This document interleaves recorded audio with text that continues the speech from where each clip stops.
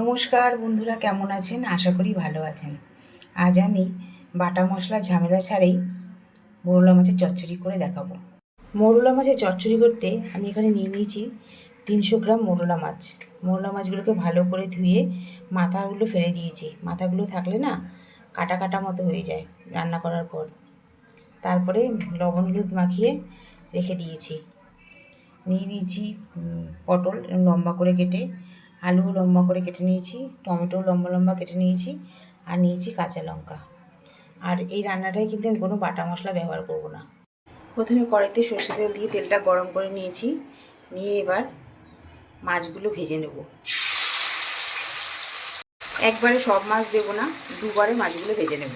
মাছগুলো আমার ভাজা হয়ে গেছে। এরকমভাবেই বাকি মাছগুলো ভেজে নেব।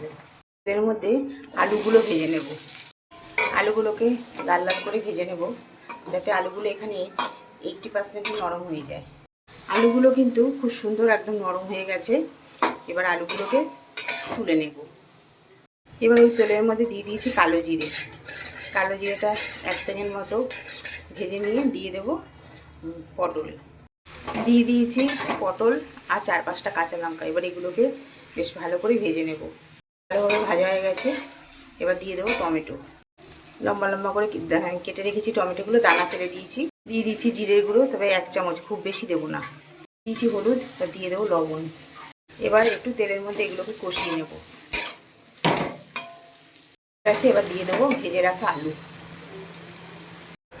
দিয়ে দিয়েছি সামান্য মিষ্টি, আমি বাতাসা দিলাম। এবার মাছগুলো দিয়ে দিচ্ছি। এবার মিনিট 5 সবজির সাথে মাছগুলোকে একটু কষিয়ে নেব। মোরলা মাছের চচ্চড়ি কিন্তু আমার হয়ে গেছে। এবার গ্যাস অফ করে দেবো। মৌরলা মাছের চচ্চড়ি আমার রেডি। এটি গরম ভাতের সময় খেতে দুর্দান্ত লাগে।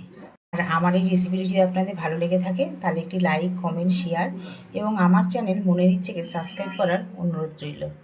আজকের মধ্যে এই পর্যন্ত। আবার আসবো নতুন কোনো রেসিপি নিয়ে। আপনারা ভালো থাকবেন, সুস্থ থাকবেন।